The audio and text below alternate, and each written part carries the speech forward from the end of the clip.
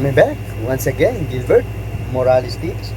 Meron pa tayong mga sariling tips at mga nanap ko pong prueba ngayong araw ng Friday, June 5, 2026. Second racing days ni Philippine Jockey Club San Felipe, Patrick Garcia, Batangas. Pilipin po muna natin itong programa ko po pinaprint. We have 8 races at ang start time po ay 5:30 po ng hapon. May tagi-tagisa lang po. May dalawang set ng peak 5, isang winner take all, isang peak 6, isang peak 4 at last DD plus 1 at meron po tayong susuloy. Sana po't makaraos. So yun lang po ang tayong nangaring ng aking malita po pong white channel. Ang mapatama ko lang po kayo, pinipilit na may masolo po tayo para konti na lang po ang puhunan po natin. Ayun lang po ang tayong hangarin na kamalito ko pang watch channel ang makatulong lang po sa inyo at papatama ko lang po kayo. At yung mga nagtatanong ng aking bagong channel Gilbert Morales Tips na po tayo. Wala na po tayong Morales Choice. Gilbert Morales Tips. Search nyo po. Subscribe po agad para dire-diretso na po sa inyong YouTube. At hindi ko na po tatagalin. Good luck and race number 1. Pilo ko rating base last 2 divisions 71 to 83 bracket. Start po ng first P5 event division 12 meters. 6 hours po maglalaban-laban. Isa sa mataas na grupo po to. Parang local ported challenge. Ito pong grupo na to. Dito baliktaran na lang po ako dito. Tingin ko po outstanding po dito yung 2 and 2A. Pero baliktaran po ako dito 2 and 3, 3 and 2. 2 pang-primera ko na rin po yung couple entry 2 and 2A. Andiamo A. Perense. May 1.41 sa distance ng 1650 meters. Nagabay po sa kanya si Conrad Pienson nung May 10. Dito na po si PJC. Second place po to kay Resonant. Couple entry 2 na si Regent Girls. First Fisher niya po. Galing sa panalo po agad. May 1.11 naman po siya. Sa distansya 12 meters. Gagawin po sa kanya si Patricio Ramos Dilema. Nung May 6, dito na rin po si PJC. Panalo nga po to over user. Ang panigunda, ito po, tingin ko po, kung magkakaroon po ng upset, dito po manggagaling. Yung numero 3 na si Pirate. Ito may 1 minute and 9.4 sa distansya 12 meters. Nagabay po sa kanya si Jeff Tagulaw Sarate.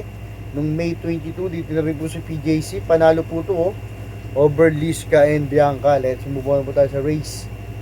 Number 2 pillar rating base last 5 division 70 to 41 point. The split bracket. Start po ng winner take all event. That is 12 meters. 7 hours po maglalaban-laban. Dito isang de bandera at isang deremate po. Ang aking tips, pang-primera ko po dito, galing sa bakasyon. Tingin ko po, ito po yung magdadala ng marcha. Yung numero 7 na si Pay The Line, huling nakakalaban po nito si This Old Heart of Mine, yung bumaba po yung grupo ni This Old Heart of Mine, yung kabayo po ni Bonaparte El Morales. Alam naman ba natin, tumatakbo po si This Old Heart of Mine. Nasigunda po dun si Pay The Line nung last na, pero to nag-barrier po siya nung May 20, 1.13.6. Dito rin po si PJC. Ang panigunda, yung numero 6 na si Levitating, kung wala pa pong tatakbuhin yung Pay The Line po natin. Ito po yung tingin ko pong pwede magbigay ng upset. May 1.14 naman po to sa 12 meters. Gagabay po sa kanya si Jean Paul Guse. Nung nakaraan po, nasigunda na po to si Levitating. Let's move on na po tayo sa race. Number 3 pillar counting base last 5 division 70 to 41 points speed. Bracket start po ng peak 6 event. That is 12 meters, 7 hours po maglalaban-laban. Dito po, i-recommenda ko naman po sa inyo na magdagdag po tayo dito. Isa sa mga hirap na grupo po to. Pang-primera ko na rin po dito. Bagong baba po dito sa grupo na to. Ito po yung grupong tinatalo niya. Yung numero 2 na si Antonio de la Mugis. Ito may 1.14 po to sa 12 meters. Gagabay po sa kanya si James Torge noong May 22. Dito rin po si PJC. Pang-pito po to Kaladay Will Bidan. Kung siya nasigunda po doon si Instant Message. Ang panigunda, ito po, disunod na kabayo po to. Ang galing po nito. Pag magaling po yung mga nakakalaban niya, LAPD connection. Yung numero 4 na si Marquis Angel. Ito may 1.14.8 po to sa 49 meters. 12 meters. Gagabay po sa kanya si Jay Hernandez. Regular rider niya.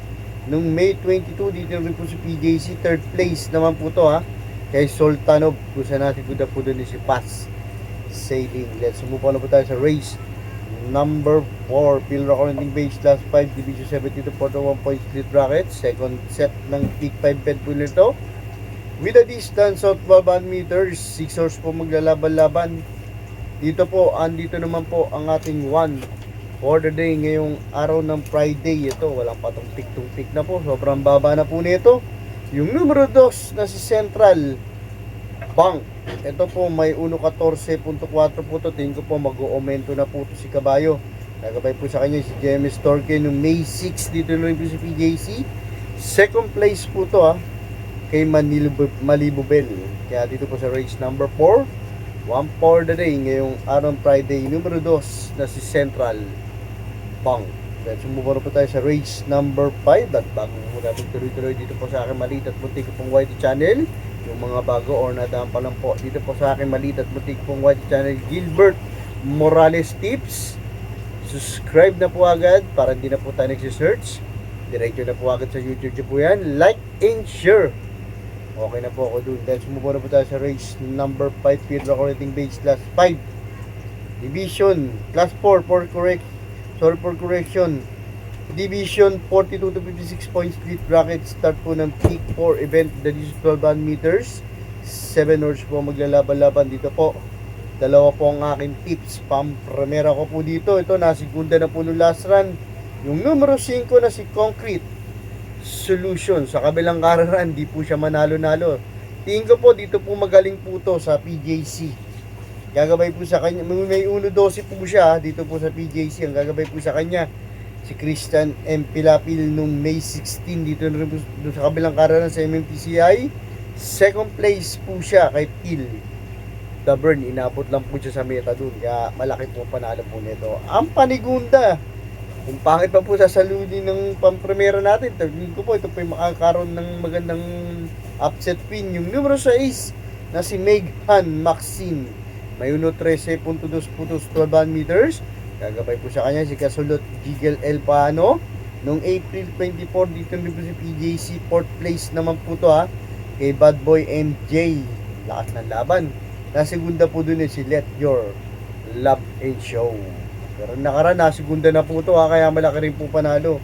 Let's move on po tayo sa race number 6. Peter Counting Base Class 4 Division 42 to 56 point split bracket. Plus DT plus 1 plus extra double event. That is 12 meters. Ito po maglalaban-laban.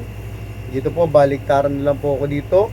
4 and 3, 3 and 4, 3 Pampremera imported doors na si Border Line. Ito may 1.12.2 putos 49 12 meters.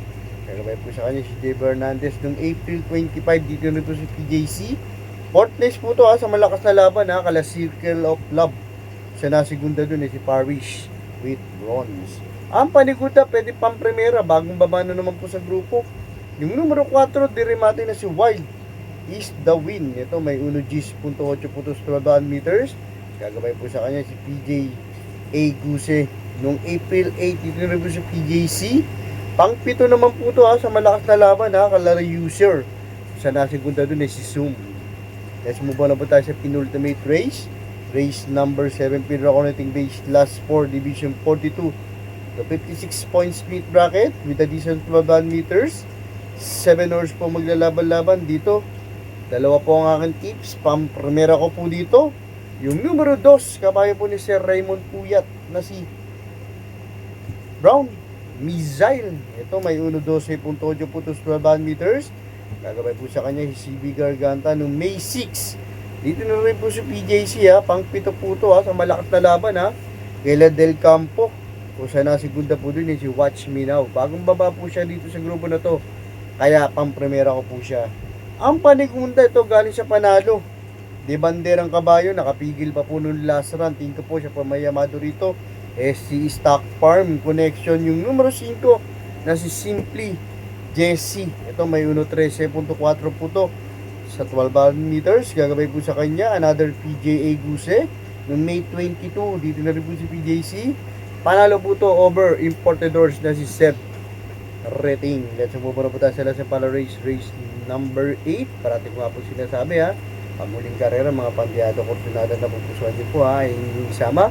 Ang akala naman po, sariling Gilbert Morales dito, pero sa batang uli ha, may nagawa niyo rota, kayo pa rin po mananaig para ipili niyo po yan sa mga paborito niyo.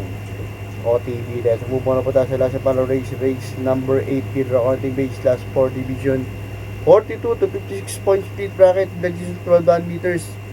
12 boards po maglalaban-laban dito po. Tatlong pili pero apat ang entry. Primero ko po dito. Ito pag kinalabit po to, diado pa po to. Magaling po to pag diado po siya. Kabayo po ni Sir Melvin Concepcion yung numero 4 na sabi ko na. Ito si sabi ko na may 1.15 po to 12 meters. Gagabay po sa kanya si NJ Esteban yung nagpapanalo po sa kanya noong March 15 dito na sa PJC. 4th place po to sa malakas na laban kala Aman is Aman. So nasigunda po doon si Animo Lasal. Bagong baba po siya dito sa grupo na to. Ang panigunda ito, imported doors de remate. Yung numero 10 na si Stripe of Pink. Ito may 1.13 po to, punto 12 meters. Gagabay po sa kanya si Jonathan Dihuco noong April 29 sa kabilang kararahan po sa MMTCA pang-anim ng puto kay Lakay kung siya nasigunda po doon si Pound 3. Ang Panterciero ito Maceda Stable Couple Entry 2N2A2 galing sa bakasyon na si Grand Monarch. Bagong baba po siya rito, may 1.14 po to 12 meters ha. Gagabay po sa kanya si JB Pilitro Couple Entry 2A Danuzan may 1.13.6 po to 12 meters. Gagabay po sa kanya si John Allison Pabilik noong May 23 dito rin po sa PJC. 4th place naman po ito Kalapay Nyabu kung siya nasigunda po doon si A Marat. Magta-thank you muna po sa inyo lahat tatanggap sa po tabangkeri sa mga Morales Toys Gilbert Morales tips na subscribers na nagbabalikan na po. Maraming salamat po sa inyo dito, matatagaling good luck and have a blessed Friday. Thanks for watching.